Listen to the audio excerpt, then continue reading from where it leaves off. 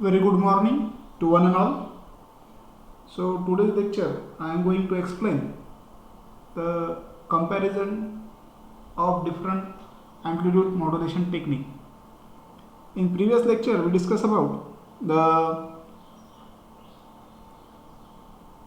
amplitude demodulation, diode detector and practical diode detector. In this lecture we did compare the various techniques with the help of different parameters. So what are the different AM techniques? Double sideband, full carrier, double sideband, suppressed carrier, single sideband, suppressed carrier or vestigial sideband. Now first point, in comparison of different AM techniques, carrier suppression. So in double sideband full carrier there is a no carrier suppression. There is a carrier suppression in double sideband suppressed carrier, as name it is implied.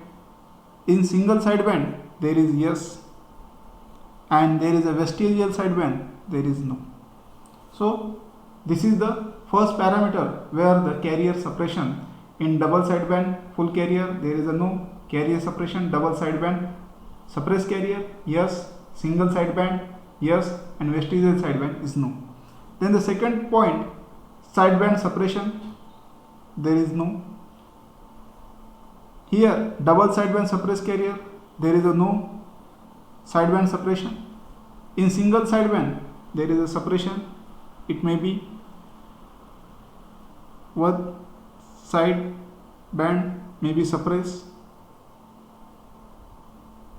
and there is a in vestigial sideband there is a one sideband partially suppressed. So the second parameter, which is to be the sideband suppression, in DSB-FC no, DSB-SC there is no. In single sideband SSB one sideband may be suppressed, or vestigial sideband there is a one sideband is partially suppressed. Then we go to the bandwidth. So bandwidth of the double sideband full carrier is twice of the modulating frequency, that is twice FM. Similarly for DSB-SC is twice of the modulating frequency. For SSB the bandwidth is equal to the modulating frequency, and the bandwidth for the vestigial sideband is modulating frequency plus frequency of the vestigial sideband. So this is about the bandwidth. So bandwidth for the double sideband full carrier is twice FM, twice of the modulating frequency, same for the DSB-SC, and for single sideband is only modulating frequency, and the vestigial sideband the bandwidth is modulating frequency plus frequency of the vestigial sideband.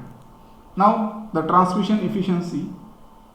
The transmission efficiency in double sideband full carrier wave is less,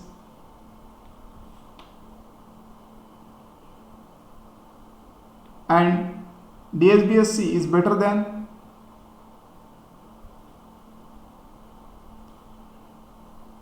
DSB-FC.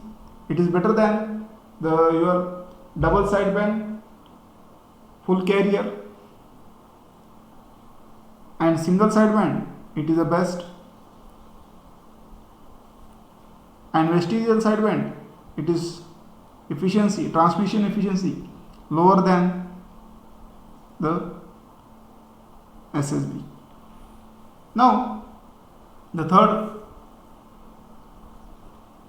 fifth parameter on which the different AM techniques will be compared, that is application.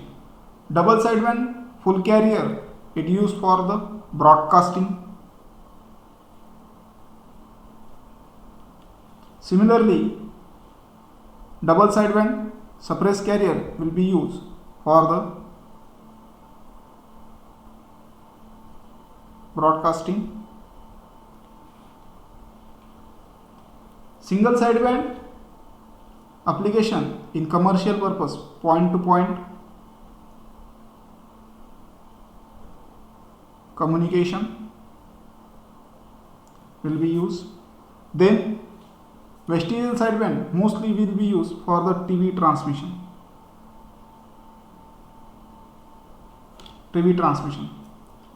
Then power transmission. Here all the power will be transmitted in terms of upper sideband, carrier power and lower sideband.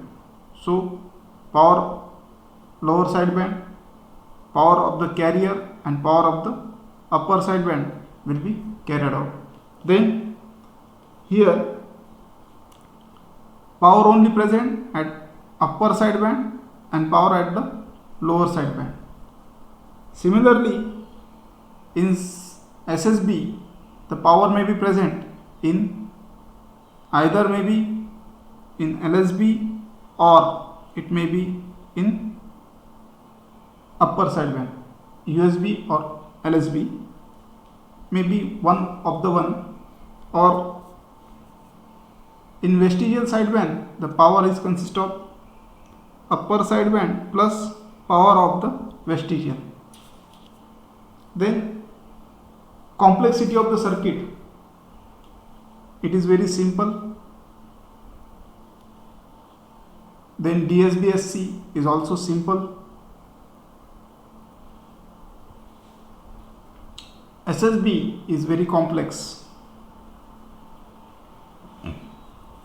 and the vestigial sideband, the circuitry is less complex than the SSB, less complex